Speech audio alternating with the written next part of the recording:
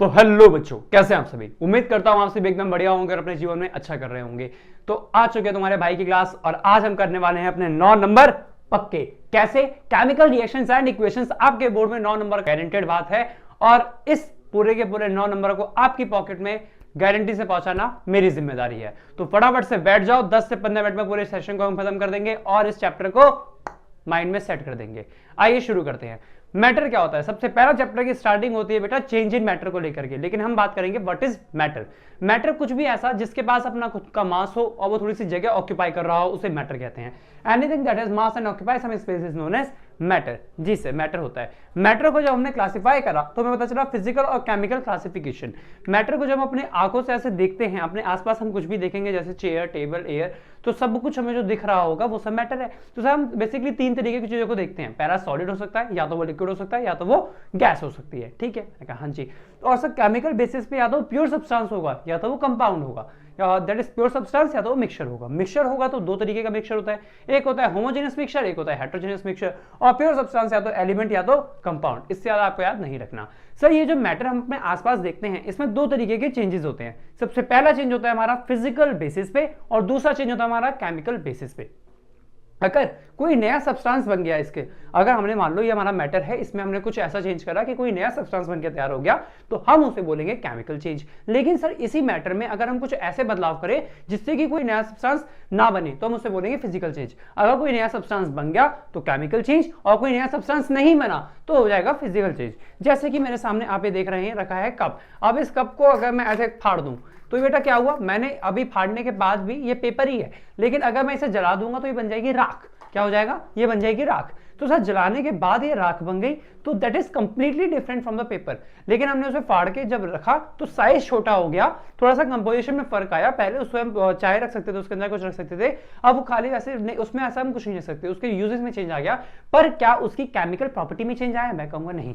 तो इसलिए यहाँ पे हम उसे बोलेंगे फिजिकल चेंज। जब भी आप कोई नया substance, no new substances forming, तो वो हो जाएगा हमारे सामने फिजिकल चेंज। और जब भी कोई न्यू सब्सटेंस फॉर्म होगा अपनी नई केमिकल प्रॉपर्टी के साथ में, तो वो केमिकल चेंज होगा। एग्जांपल के तौर पे आप देख सकते हो tearing of paper, baking of glass, यहाँ पे burning of the paper and cooking of the food. आइए अपने नेक्स्ट टॉपिक पे मूव करें। तो भाई कोई भी केमिकल रिएक्शन, हमने बात करी केमिकल चेंज हो रहा है, तो केमिकल चेंज जो हो रहा है उसके अंदर एक रिएक्शन इन्वॉल्व होगी। दैट इज क्या बोला गया है? The way of processing a chemical change. जिस प्रोसेस के दौरान एक केमिकल चेंज जा रही है, एक केमिकल चेंज जिस प्रोसेस के थ्रू होता है, उस प्रोसेस को हम बोलते हैं बेटा केमिकल रिएक्शन। और उसी केमिकल रिएक्शन को जो रिप्रेजेंट करने का तरीका है उसको बोला जाता है chemical equation.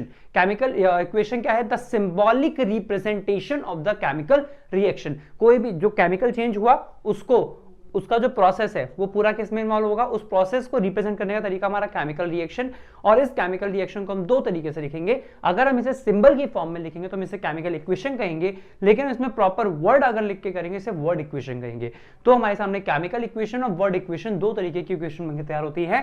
That is word equation और दूसरी हमारी होती है केमिकल इक्वेशन। वर्ड इक्वेशन जैसे methane oxygen carbon dioxide plus water, हमारे सामने methane oxygen carbon dioxide plus water, ये होता है द वे और the word representation of a chemical reaction is known as word equation. ध्यान से देखिए, अगर हम किसी भी केमिकल रिएक्शन को जब हम रिप्रेजेंट करते हैं तो उसमें एक साइड होता है रिएक्टेंट और एक साइड होता है प्रोडक्ट। ये जो एरो हमारा बन के जा रहा होता है, इस एरो का ये वाला पार्ट कहलाता है बेटा टेल, और एरो का ये वाला पार्ट हमारा कहलाता है हेड।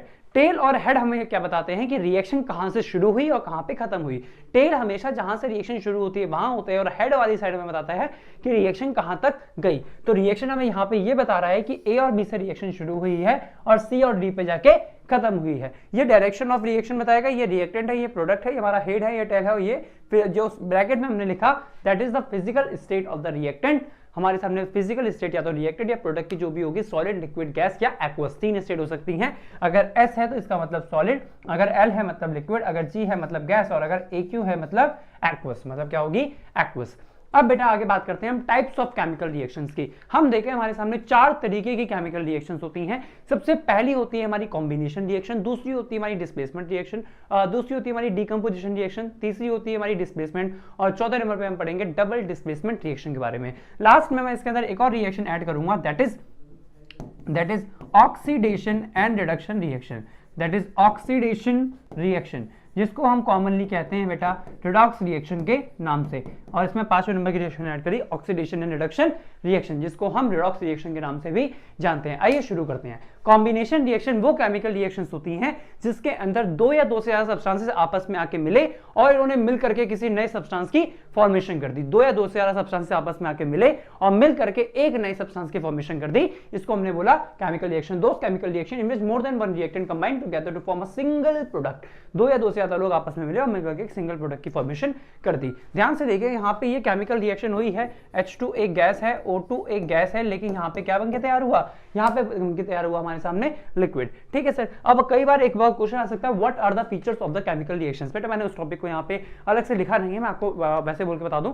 आपको पता होना चाहिए अगर स्टेट में चेंज हो रहा है, जैसे आप देख सकते हो यहाँ पे गैस से लिक्विड में, यानी सर हमने स्टेट के अंदर चेंज करा। क्या करा हमने, स्टेट के अंदर चेंज करा। अगर हमारे सामने या तो चेंज इन स्टेट हो या तो चेंज इन कलर हो, जैसे हम जानते हैं फेरस सल्फेट आगे हम पढ़ेंगे, जब उसकी हीटिंग होती है तो भी एक चेंज आता है, मतलब जब या तो कलर चेंज हो रहा हो या तो गैस इवॉल्व हो रही हो। आप सभी इतना अपना पूरा सिलेबस खत्म कर चुके हैं, इसलिए मैं आपको बता रहा हूं। या तो गैस इवॉल्व हो रही हो, आपको पता है H2SO2 की गैस इवॉल्व होगी, या तो कलर में चेंज होगा, या तो टेम्परेचर में इंक्रीज होगा, या तो स्टेट में चेंज होगा। ये चारों हमारे सामने तरीके होते हैं कि yes there is a chemical reaction taking place. कोई भी केमिकल रिएक्शन हो रही है, इसके सिर्फ 4 तरीके हमने ये देख लिए, और भी फर्दर हो सकते हैं, बट हमें बस ये 4 याद रखने हैं। ठीक है।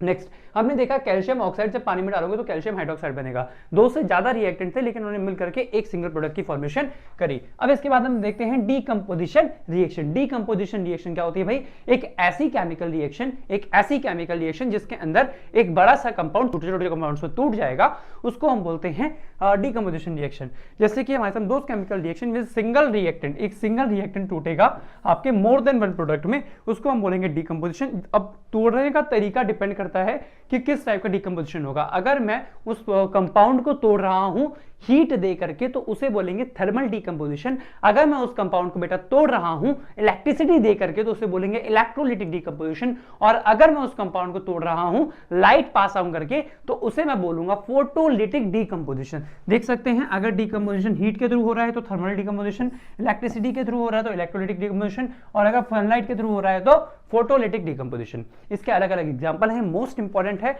यहाँ पे कैल्शियम कार्बोनेट की हीटिंग। कैल्शियम कार्बोनेट का थर्मल डीकंपोजिशन आपके एग्जाम में बहुत बहुत बहुत इंपॉर्टेंट है।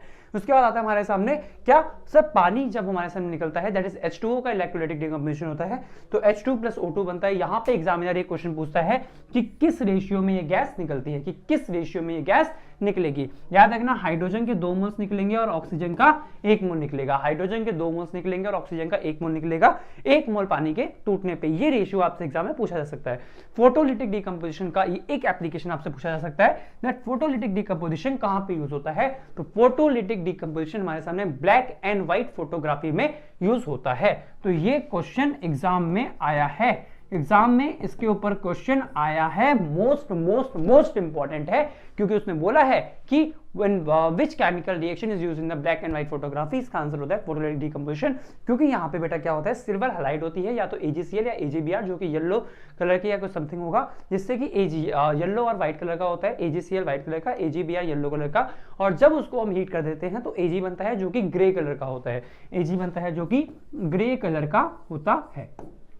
याद रखना ये चीज बहुत इंपॉर्टेंट है। नेक्स्ट इसके बाद हम पढ़ते हैं रिएक्टिविटी सीरीज। रिएक्टिविटी सीरीज की मैंने यहाँ पे क्यों ली है, तो चैप्टर नंबर 3 में है, क्योंकि अगर आपको ये नहीं आएगी तो आप डिस्प्लेसमेंट रिएक्शन पे नहीं जा सकते। आपको याद रखना है मेटल्स का अरेंजमेंट करा मैंने, मेटल्स का अरेंजमेंट करा on the basis of their reactivity. सबसे ज्यादा रिएक्टिव मेटल को ऊपर रखा और उससे लो रिएक्टिव वाले को नीचे रखा। तो वही बोला है मैंने, the arrangement of the element in the decreasing order of their reactivity. ऊपर से नीचे जाने पर रिएक्टिविटी कम हो रही है, इसलिए इसे हमने रिएक्टिविटी को कहा कि नीचे जाने पर रिएक्टिविटी कम हो रही है। जैसे कि potassium, sodium, calcium, magnesium, aluminium, carbon, zinc, iron, tin, lead, hydrogen, copper, silver, gold.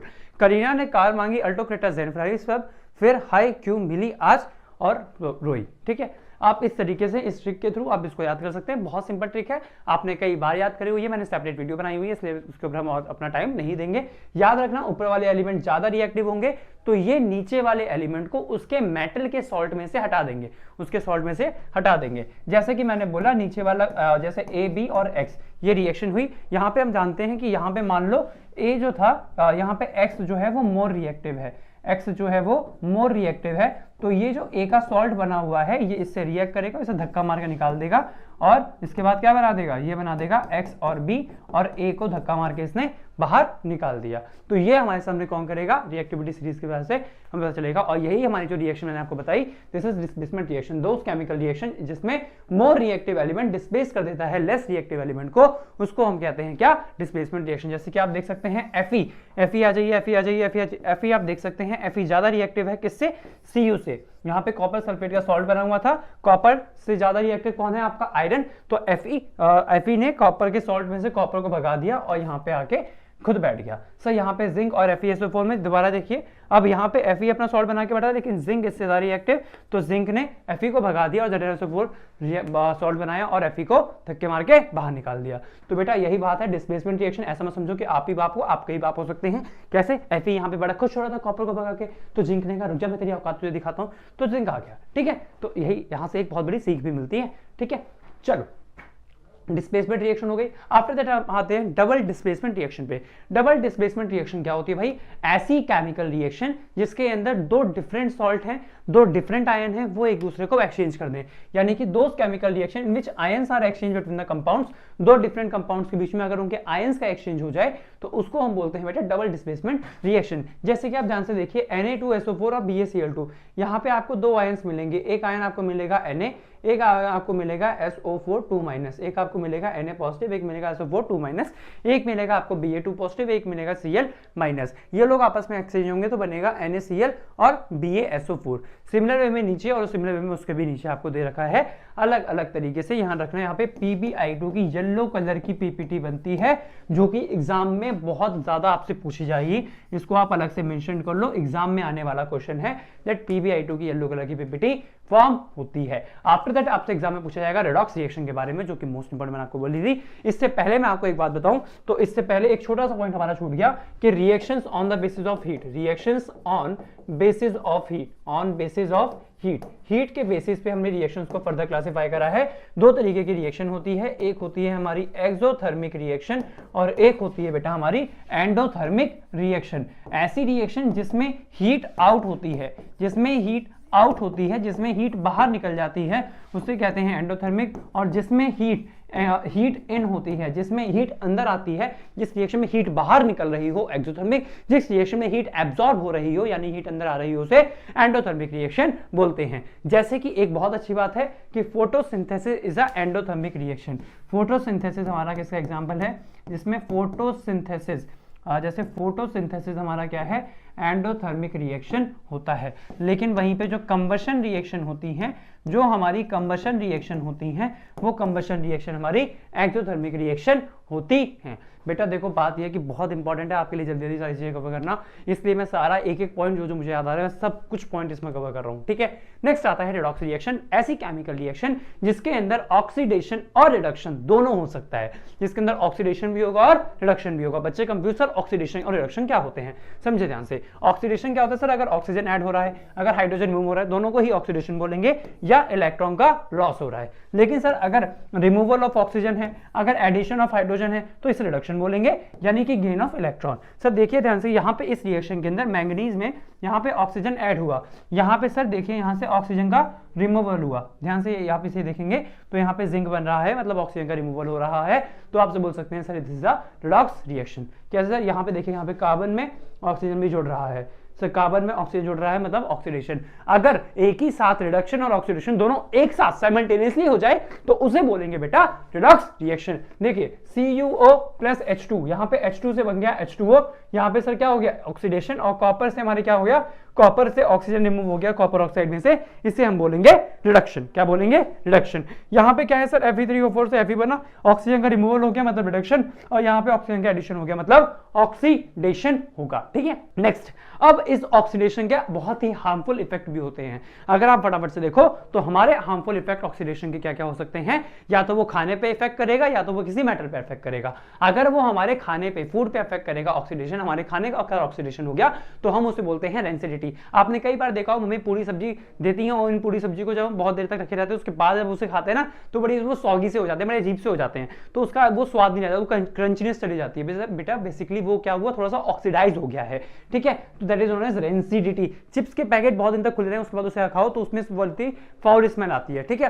तो ये एक नेचुरल प्रोसेस है that occurs when the fat and oil in the food are oxidize which cause an unpleasant smell and taste, जो कि एक unpleasant smell और एक test को जन्म देती हैं। आफ्टर दैट हम बात करेंगे सर ऑन मेटल, अगर ऑक्सीडेशन हो जाए मेटल का, अगर हमारे सामने ऑक्सीडेशन किसका हो रहा हो, मेटल का हो रहा हो, तो उसे हम बोलते हैं कोरोजन। कोरोजन क्या होता है, एक नेचुरल प्रोसेस है by which the gradual deterioration of the metal, that is धीरे धीरे मेटल आपका सड़ना शुरू हो जाता है, मेटल आपका धीरे धीरे खत्म होना शुरू हो जाता है, और ये प्रोसेस आपका कहलाता है कोरोजन। और पर्टिकुलरली अगर इसमें आप आयरन की बात कर लो तो आयरन के केस में उसे बोलते हैं बेटा रस्टिंग, आयरन के केस में उसे क्या बोलते हैं, रस्टिंग। आ जाइए देखिए एग्जांपल ऑफ कोरोजन आपके सामने दे रखे हैं, आपके एग्जाम में आएगा आएगा आएगा, बोल रहा हूं भाई आएगा, याद रखना ये जो मैंने बताया ये भी एग्जाम में आएगा, और कैसे बोल दूं भाई, मान जाओ आएगा, ठीक है। नेक्स्ट उसका आता है ब्लैकनिंग ऑफ द सिल्वर। ये सिल्वर में ब्लैकनिंग होती है, कई बार पूछता है कि सिल्वर में कौन सा पर्टिकुलर एलिमेंट सिल्वर के साथ में हाइलाइट बनाता है अपनी, तो दैट इज बेटा सिल्वर सल्फाइड बनता है, Ag2S, ये आपका बनता है sulphur compound in the air such as the hydrogen sulphide, वो रिएक्ट करेगा, ठीक है। फिर रस्टिंग ऑफ आयरन, आयरन में रस्टिंग होती है, ब्लैक सिल्वर ब्लैक होता है, आयरन में रस्टिंग होता है तो रेडिश ब्राउन कलर की वो बनती है। और appearance of the green colour for the copper vessels, copper जो वेसल्स होते हैं अगर वो हमारे सामने ऑक्सीडाइज हो जाएंगे तो उनमें ग्रीन कलर की अपीयरेंस शुरू हो जाती है। आफ्टर दैट आपसे पूछा जाएगा कि इनको बचाने के कौन कौन से तरीके हैं, बेटा एक प्रोसेस होता है गैल्वेनाइजेशन, दूसरा प्रोसेस होता है आपके सामने अलॉइंग, तीसरा प्रोसेस होता है पेंटिंग, और चौथा प्रोसेस होता है आपके सामने ग्रीजिंग या ऑयलिंग। गैल्वेनाइजेशन एक ऐसा प्रोसेस होता है जिसके थ्रू आप एक मेटल के ऊपर, आप एक पर्टिकुलर मेटल के ऊपर दूसरे मेटल की highly reactive metal that is zinc की कोटिंग कर देते हो। देखो मान लो ये हमारे सामने मेरा कोई मेटल था, ये मेरा मेटल था, इसके ऊपर मैंने ऐसे चद्दर उड़ा दी। अब देखो जैसे मैं बैठा हूं, मैंने क्या करा, अपने ऊपर एक ऐसे चद्दर उड़ ली, ठीक है। अब कुछ भी मेरे ऊपर आप फेंकोगे, मतलब मैं खाना खा रहा हूं, कुछ भी खा रहा हूं, कुछ गंदा होगा तो वो यही गंदा होगा ना, अंदर मेरी व्हाइट कलर की जो शर्ट है वो एकदम प्योर रहेगी, वो एकदम प्योर रहेगी, उसमें कोई गंदगी नहीं आएगी, ठीक है। तो बस वही बात होती है कि मेटल के ऊपर एक दूसरा मेटल बिठा दिया जो आपस में रिएक्ट कर लेगा तो अंदर वाला मेटल हमारा सेफ रहेगा, इसे बोलते हैं बेटा गैल्वेनाइजेशन। अलॉइंग क्या होता है, अलॉइंग एक ऐसा मेथड है जिसके थ्रू हम किसी मेटल के अंदर दूसरे नॉन मेटल या दूसरे नॉन मेटल की मिक्सिंग कर देते हैं, जिसकी वजह से जिस पर्टिकुलर मेटल की जो स्ट्रेंथ होती है वो बढ़ जाती है, पर्टिकुलर मेटल की स्ट्रेंथ बढ़ जाती है। It is another method improving the property of the metal by mixing with the metal और अनदर मेटल और नॉन मेटल, ठीक है। पेंटिंग क्या होता है, आपने पर्टिकुलर अपने घर में देखा हो, जो हमारे घर में लोहे के आइटम्स होते हैं उनके ऊपर मम्मी पेंट कर देती है, ब्लैक कलर का अक्सर पेंट होता है हमारे यहाँ। Rusting of paint can be easily prevented by the coating, ऐसा क्यों करते हैं, जिससे कि जंग लगने से उसे हम बचा सकें, बेसिकली उसमें पानी वानी का कोई इफेक्ट ना पड़े। ग्रीजिंग वगैरह क्या होता है, आप ग्रीज वगैरह लगा देते हैं जिससे कि पर्टिकुलर उस पर कोई भी बाहर के माइक्रोब्स या पानी वानी उस पर रिएक्ट उस पर्टिकुलर मेटल पे ना कर पाए। और मोस्ट इंपॉर्टेंट है कुछ इंपॉर्टेंट अलॉय जो आपसे पूछे जाएंगे एग्जाम में, जैसे कि स्टेनलेस स्टील, ब्रास, ब्रोंज और जिंक। याद रखने वाली बात क्या है, हमारे सामने ब्रोंज है लेकिन इसमें जिंक नहीं होता, इसमें टिन होता है, और ब्रास में एस है लेकिन तब भी यहाँ पे जिंक होता है, ठीक है। ये इंपॉर्टेंट है, आपसे पूछा जा सकता है। नेक्स्ट आप रेंसिडिटी को कैसे बचाएंगे, आप उसके अंदर कुछ एंटीऑक्सीडेंट्स एक्स्ट्रा देंगे, आप अपने कंटेनर को बहुत टाइटली बंद करिए, रेफ्रिजरेटर में अपना खाना रखिए, और जब आपके जो चिप्स के पैकेट है उनको आप नाइट्रोजन गैस के साथ में फ्लश करिए, नाइट्रोजन गैस के साथ में आप उसे फ्लश करिए, ठीक है। फ्लश मतलब वो वाला फ्लश नहीं होता वॉशरूम वाला, मतलब बंद करिए, ठीक है। आइए पीवाईक्यू का समय आ चुका है, पीवाईक्यू सेशन समय, उम्मीद थाम के बैठो, फटाफट से करते हैं, आ जाओ। तो भाई इसके बाद आता है when 2 ml of the sodium hydroxide solution is added to the few pieces of the granulated zinc in the, भाई जब हमारे सामने सोडियम हाइड्रोक्साइड की सॉल्यूशन में आपके सामने जिंक ऐड करी गई, जब सोडियम हाइड्रोक्साइड के सॉल्यूशन में जिंक ऐड करा गया तो क्या होगा, सोडियम हाइड्रोक्साइड जिंक ऐड करा गया है। बेटा देखो यहाँ पे रिएक्शन में क्या बनेगा, NaOH जिंक Na2ZnO2 ये बनेगा Na2ZnO2 प्लस H2 गैस। जब भी कोई मेटल एसिड या बेस के साथ में रिएक्ट करेगा तो वो हाइड्रोजन गैस को रिलीज करता है, इसमें ये कंसेप्ट याद रखिएगा, ठीक है। फिर select the following decomposition reaction which is the source of the energy for the decomposition, ठीक है। एनर्जी डिकम्पोजिशन रिएक्शन में source of energy for the decomposition reaction is light. अब भाई हमें वो डिकम्पोजिशन रिएक्शन करनी है, देखो बताया ना, जिसमें डिकम्पोजिशन का सोर्स क्या है, लाइट होना चाहिए। लाइट किसमें है सर, सिल्वर हैलाइड, एक लौता यही एग्जांपल करेक्ट होगा। MnO2 plus 4HCl give MnCl2 plus H2 plus Cl2 in the given reaction above is the redox reaction, because ये ऊपर रिएक्शन रिडॉक्स रिएक्शन क्यों है सर, क्योंकि MnO2 MnCl Cl में चला गया सर, यहाँ पे क्या हो गया, रिडक्शन हो गया, क्या हुआ, ऑक्सीजन का रिमूवल, यानी ये क्या हो गया, रिडक्शन। यहाँ पे सर HCl से क्या बन गया, पानी बन गया, मतलब सर क्या हो गया, ये हो गया ऑक्सीडेशन, ये क्या हो गया, oxidation. MnO2 is oxidize, MnO2 oxidise हुआ है, नहीं सर, MnO2 इज रिड्यूस, यहाँ पे MnO2 रिड्यूस हुआ है। दूसरा HCl इज ऑक्सीडाइज, क्या HCl ऑक्सीडाइज हुआ है, ये sir HCl is oxidize. MnO2 is reduce हुआ, MnO2 रिड्यूस हुआ है, ये sir MnO2 is reduce, MnO2 is reduce. दूसरा MnO2 is reduce and HCl is oxidize, यानी हम बोलेंगे yes sir MnO2 is reduce and HCl is oxidize, D option is correct. D option यहाँ पे सबसे बेस्ट ऑप्शन हमारा suit करेगा। फिर आता है भाई हमारे सामने चौथा question, hydrogen gas is not evolve, hydrogen is not evolve when zinc react with the nitric acid. भाई बिल्कुल सही बात है बेटा, याद रखिएगा ये क्वेश्चन आपके सामने इस चैप्टर से पूछा गया था, पर इस चैप्टर का ना होकर के ये मेटल नॉन मेटल चैप्टर का क्वेश्चन है कि हमारे सामने ऐसे हमारे सामने मेटल जब भी HNO3 के साथ में रिएक्शन होती है तो हाइड्रोजन गैस रिलीज नहीं होती है। मैंने कहा हाइड्रोजन गैस रिलीज होती है, लेकिन HNO3 जो होता है वो बहुत ही अच्छा ऑक्सीडाइजिंग एजेंट होता है। याद रखिएगा जब भी कोई मेटल HNO3 के साथ में रिएक्ट करेगा तो हमारे सामने वो सॉल्ट बनाएगा और H2 गैस भी रिलीज करेगा, लेकिन H2 जो है ये HNO3 इस H2 को H2O में कन्वर्ट कर देता है, because HNO3 is strong oxidizing agent, क्योंकि ये बहुत ही ज्यादा स्ट्रॉन्ग ऑक्सीडाइजिंग एजेंट होता है। तो ये फटाफट से जो हाइड्रोजन गैस रिलीज होती है उसको किसमें कन्वर्ट कर देता है, उसको कन्वर्ट कर देता है हमारे H2O में। Nitric acid oxidises the hydrogen gas produced through water and itself gate reduced. बिल्कुल सही बात है, ठीक है भाई, बिल्कुल सही, बिल्कुल बिल्कुल बिल्कुल सही बात है। तो मैं कहूंगा yes, assertion and reason are true. इसमें हमारा असर्शन और रीजन क्या है बेटा, ट्रू। आपके बोर्ड की प्रैक्टिस यहीं से शुरू हो गई भैया, मैं पूरा सिलेबस लेके चलने वाला हूं, जो जो क्वेश्चन आए हैं तो फटाफट से अगर यहां तक हो तो सेशन को लाइक करो और सारे सेशंस फॉलो करो। Name the type of chemical reaction in which the calcium oxide reacts with the water, justify answer by balancing the chemical equation. भाई रिएक्शन की बैलेंसिंग में बच्चे बोलेंगे नहीं कराए, रिएक्शन की बैलेंसिंग अगली वीडियो में कराऊंगा, नेक्स्ट वीडियो में अलग से एक वीडियो के ऊपर डाल रखे मैंने शॉर्ट में बैलेंसिंग, क्योंकि यहाँ पे बैलेंसिंग करते उसको कोई फायदा था नहीं। फटाफट से देखो, name the type of the chemical reaction in which the calcium oxide reacts with the water.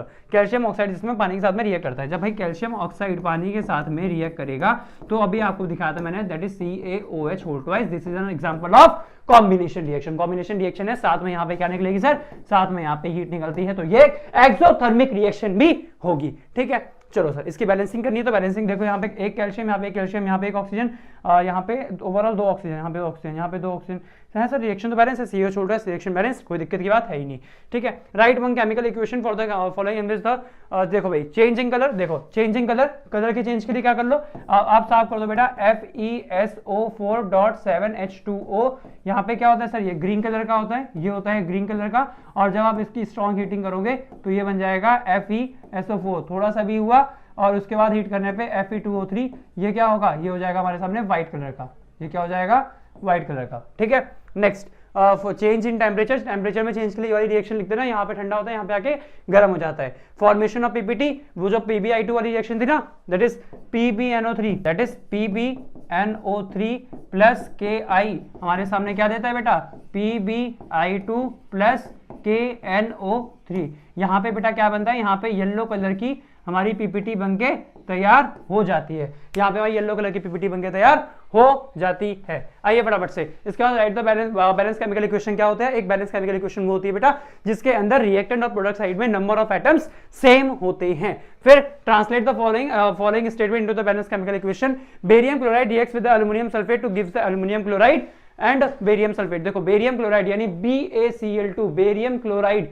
BaCl2 react करता है एल्युमिनियम सल्फेट के साथ में, यानी कि Al2SO4 होल थ्राइस के साथ में, to give the aluminium chloride, जिससे क्या देता है ये AlCl3 देता है, AlCl3 देगा, साथ में बेरियम सल्फेट देगा, प्लस BaSO4 देगा। बताओ किस टाइप की केमिकल रिएक्शन है, कमेंट सेक्शन में आना चाहिए कौन सा टाइप की केमिकल रिएक्शन है, ठीक है। डिस्प्लेसमेंट, डबल डिस्प्लेसमेंट, डिकम्पोजिशन या combination. Give the chemical name of the reacted as well as the product of the following. Sir HNO तो क्या है, nitric acid, calcium hydroxide, calcium hydroxide क्या दे रहा है हमें, ये कैल्शियम नाइट्राइड दे रहा है और पानी दे रहा है, ठीक है, ये सब इसके नाम है। Explain the significance of photosynthesis. भैया फोटोसिंथेसिस एक ऐसा प्रोसेस है जिसके थ्रू हमारे यहाँ खाना बनता है, प्लांट्स खाना बना पाते हैं और इसी खाने को हम बाद में खा पाते हैं, इसका सिग्निफिकेंस है। Right the balance chemical equation, तो याद रखना प्लांट्स क्या करेगा सर, CO2 प्लस पानी, CO2 प्लस पानी से क्या बनाएगा, C6H12O6, C6H12O6। तो यहाँ पे क्या होता है सर, यहाँ पे बनता है हमारे सामने 6CO2 से ये बनेगा, देखो 6 कार्बन, यहाँ पे हाइड्रोजन कितने, सर यहाँ पे 6 हाइड्रोजन, 6 पानी होगा, तो अब यहाँ पे 12 हाइड्रोजन, ठीक है। यहाँ पे ऑक्सीजन कितने, 6 दूनी 12, कितने हो गए सर, 6 दूनी 12, 12 और 6 18, तो यहाँ पे सर क्या होता है, साथ में क्या होता है सर, ऑक्सीजन भी रिलीज होती है, that is 6 times of O2 बाहर निकल जाती है, 6 टाइम्स ऑफ O2 बाहर निकल जाती है, ठीक है सर, ये भी हो गया। Right the balance chemical reaction, hydrogen plus chloride gives you hydrogen chloride, ये तो आपको पता है भाई, H2 plus Cl2 gives you 2HCl। फिर lead plus copper chloride gives you lead chloride plus copper, यानी lead Pb plus CuCl2 plus copper chloride CuCl2 gives you Pb plus gives you lead chloride plus copper, ठीक है। इस तरीके से zinc oxide plus carbon, that is ZnO plus carbon gives you Zn plus carbon monoxide. क्या सब बच्चों को, बस भाई यहां तक ओके, ठीक है बच्चों, तो बस यहीं तक रखते हैं। After that thank you so much बच्चों, हमने 2024 में आए हुए सारे क्वेश्चंस को डिस्कवर कर लिया, और इससे पहले के भी कुछ क्वेश्चंस को हमने देख लिया। अब मेरे हिसाब से आपका ये चैप्टर खत्म होना चाहिए। आपको किसी भी पर्टिकुलर स्पेसिफिक किसी टॉपिक में दिक्कत है तो आप मुझे बोल सकते हो सर ये वाला टॉपिक हमारा वीक रह गया है, आप फटाफट से इस टॉपिक को बता दो। अगर, और आई होप ये सारे टॉपिक्स को आप कंसाइज वे में, मैंने बहुत ही जितना प्रिसाइज वे में रिवीजन हो सकता था उतना हमने प्रैंक कर लिया। चलिए भाई मिलते हैं अपनी किसी नेक्स्ट वीडियो के अंदर, बने रहिए और मस्त रिवीजन करते रहिए।